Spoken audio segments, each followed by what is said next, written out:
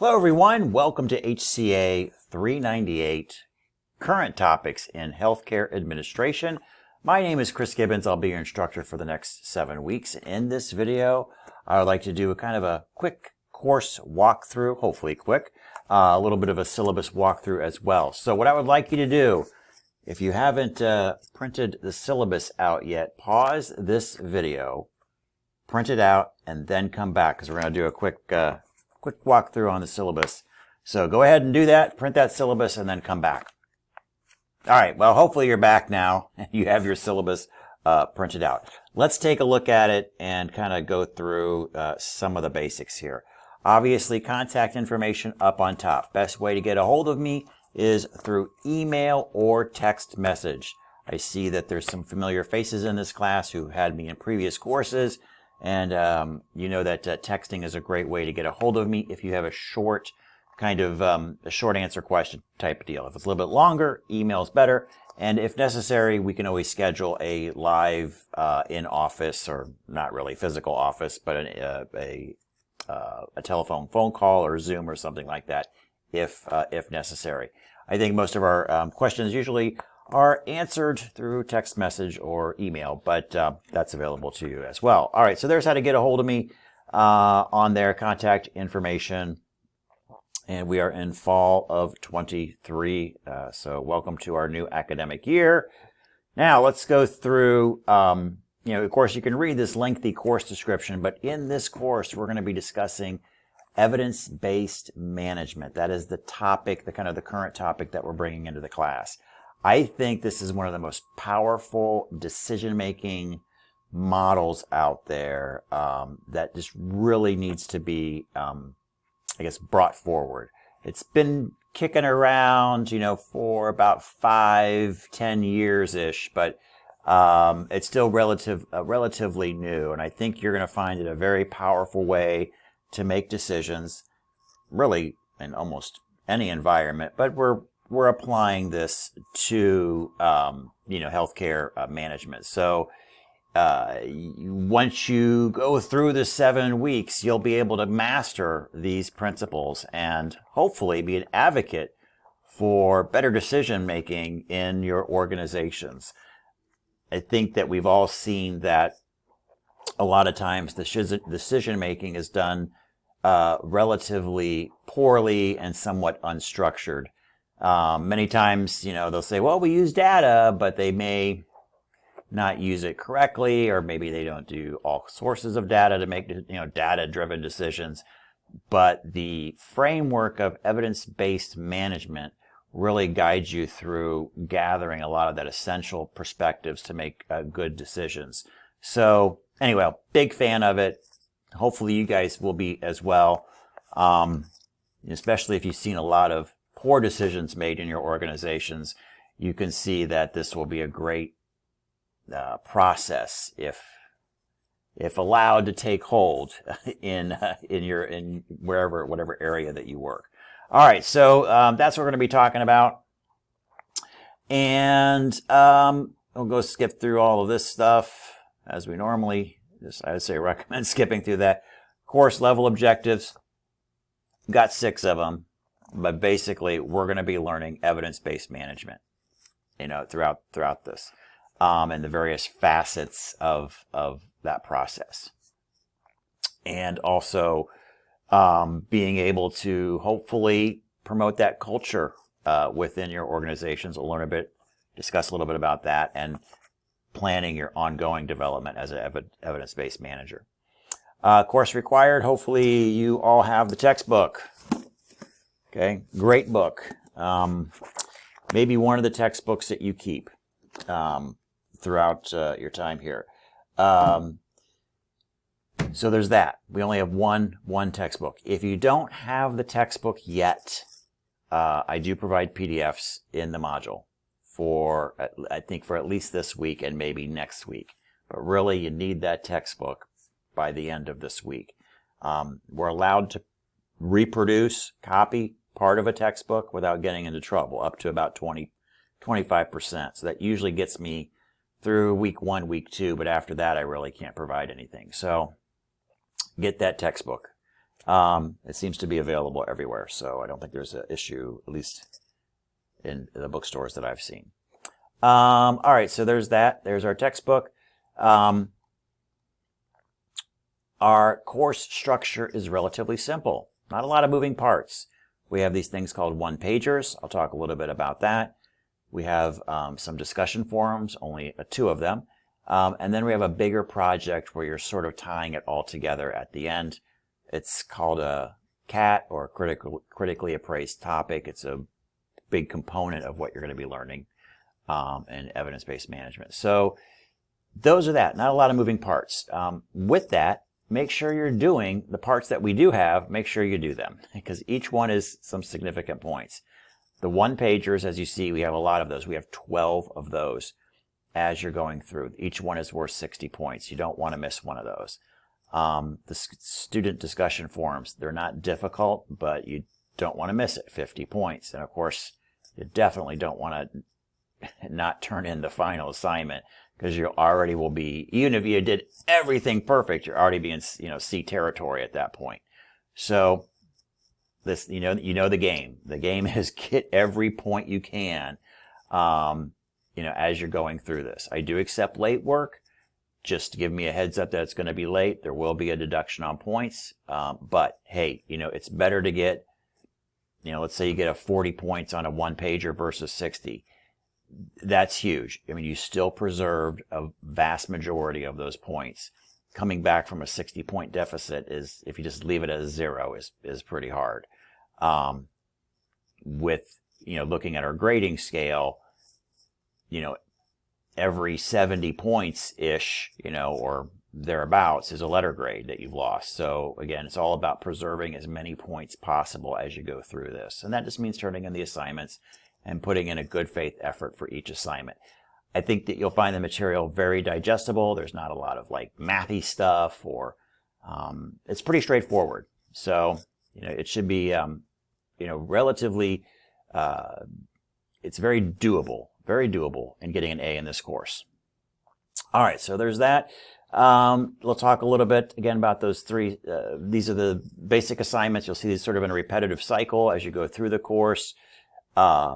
You'll have those 2 forums. You'll have the one-pagers, and then you'll have that last, big summative project, at the end.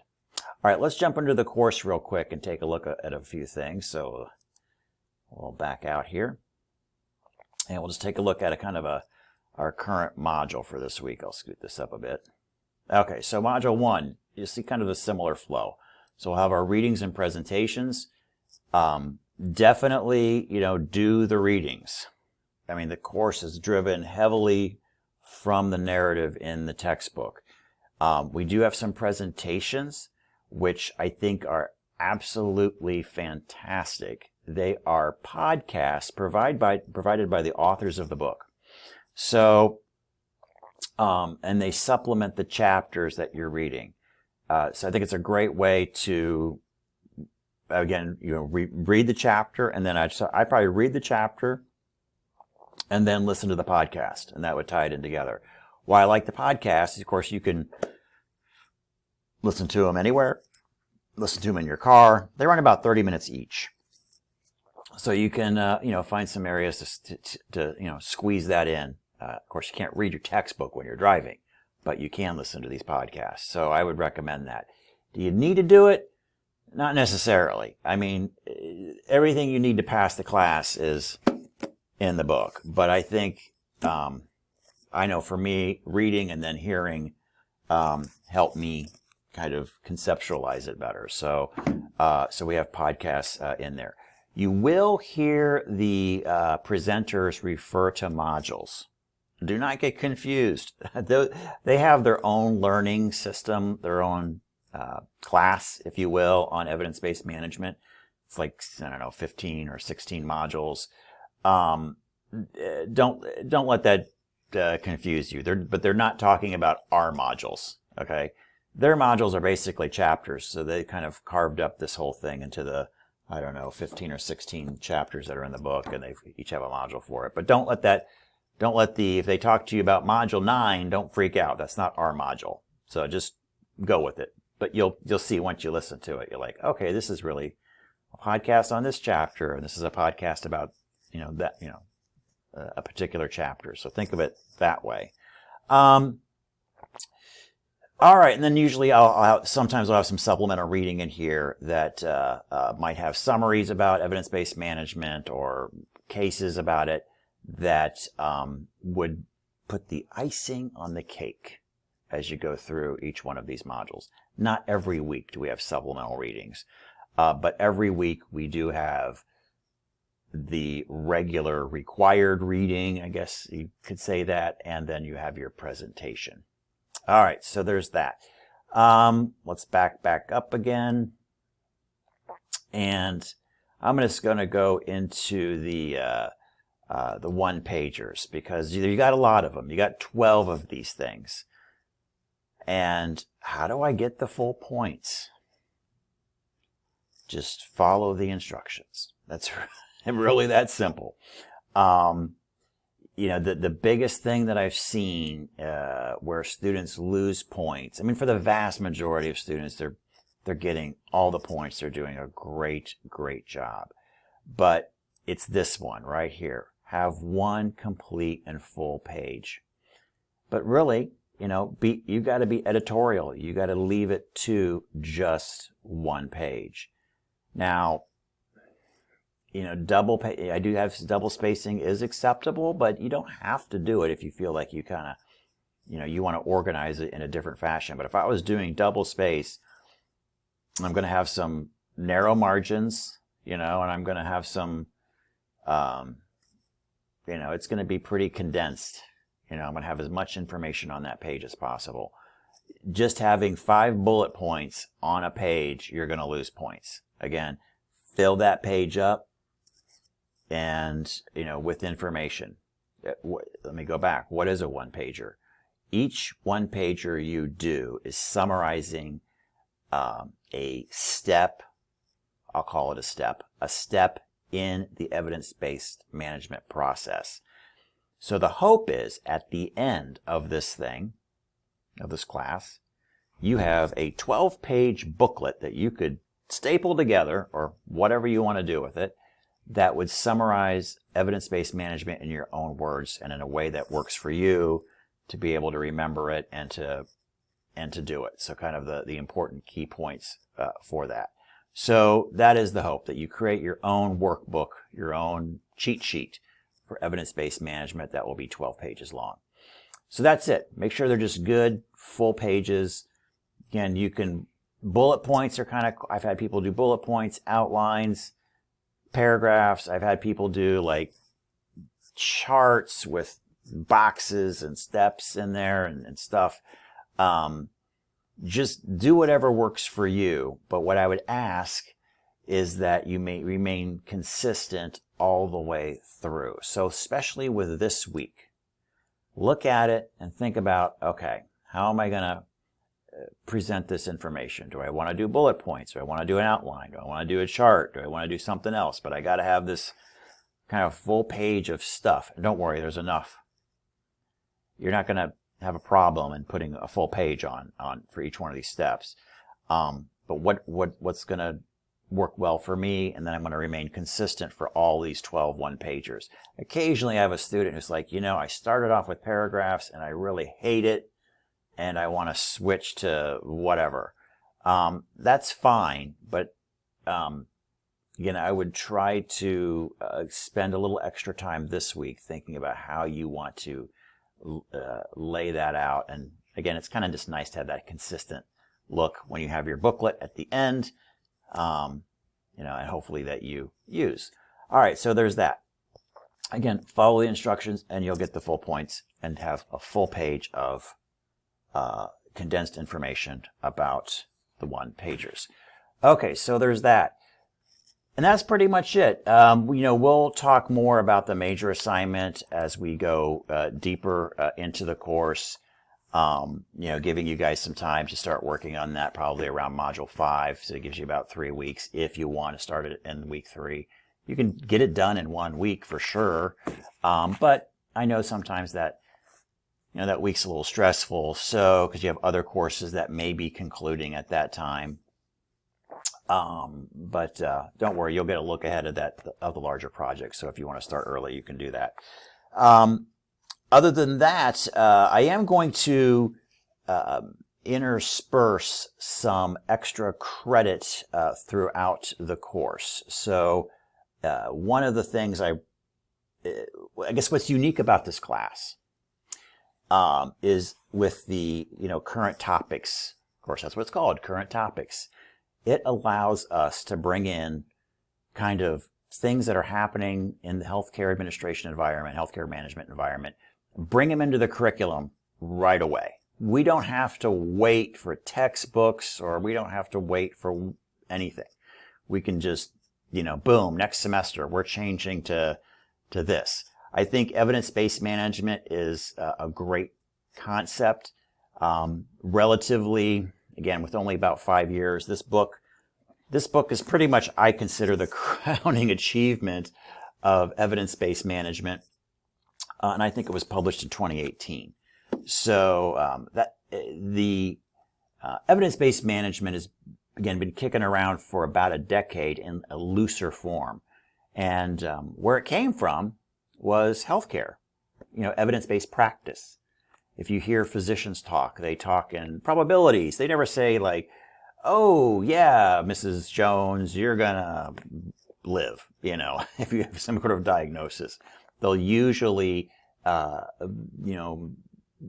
say, from a perspective standpoint that, there's a 90% survival chance, or, if we do these things, they're going to increase, your quality of life or what have you. But physicians have been trained and medical professionals have been trained in evidence-based management because it is like one of the most critical decisions made is human life. That's what it comes down. There's nothing more important really at the end than human life. So it sort of is, you're going to gravitate towards those things that help you make better decisions, because the outcome of that decision is the ultimate outcome. It's not losing $1 billion is nothing. It means nothing when you're dead. So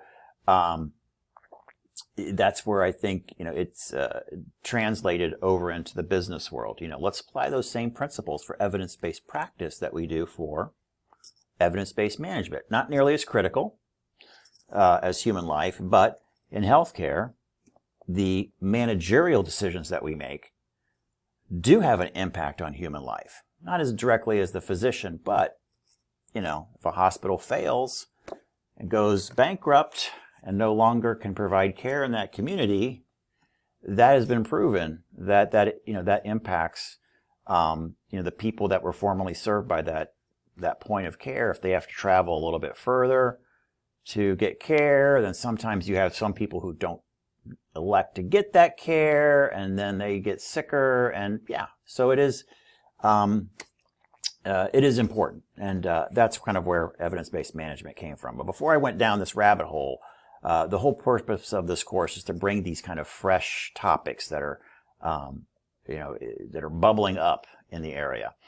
And the one that is taking the world by storm, like nothing else I've ever seen in my lifetime, is artificial intelligence. And I think it's absolutely critical that you guys have some experience with it. You may have heard about it in the media, social media, whatever, ChatGPT, Bard, Claude, these cute little names. Like, what is this?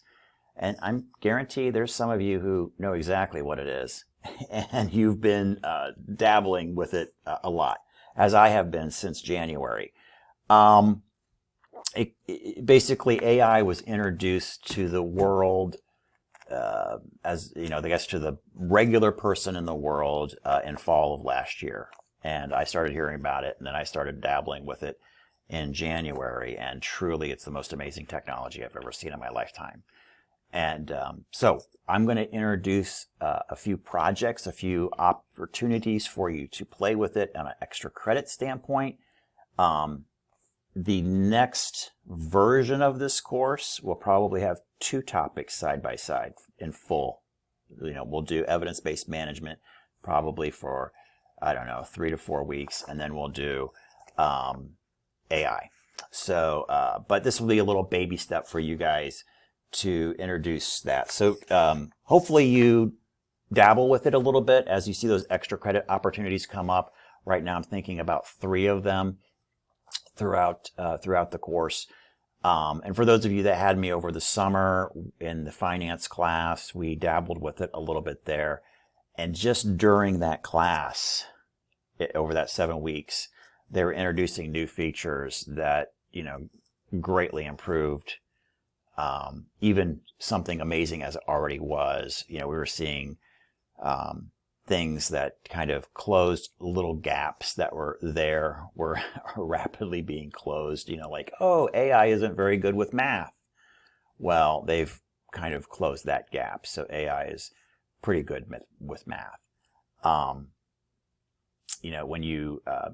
When you have someone who can score, basically AI is someone who scores in the top percentile on an SAT or an LSAT or a GMAT, a graduate application, a graduate test for entrance into graduate school, and it scores in the top percentile. It's a very smart person, and it does everything you want it to do. So you have a very smart person who can do a lot of great things with AI. So we'll dabble a little bit with that. But that's the great thing about this course, is when we can just bring in topics right out of nowhere that are hitting, and we can talk about them. All right, guys, that's pretty much it. I've run over 6 minutes over my 15-minute mark. But again, any questions, don't hesitate to reach out, and hopefully we have a great 7 weeks. I think evidence-based management is amazing, and hopefully you guys will at least appreciate it at the end. So, all right, there's that. And if you need anything, don't hesitate to reach out. Everybody have a great week, and look for my weekly video blogs. Will start next week, where I kind of summarize things about the course we did in the following week. We talk about the current week, and if there's any changes to the course, they will be in those video blogs. So make sure you're watching my weekly video updates. All right, everybody have a great week, and I'll check in with you next week. Thanks.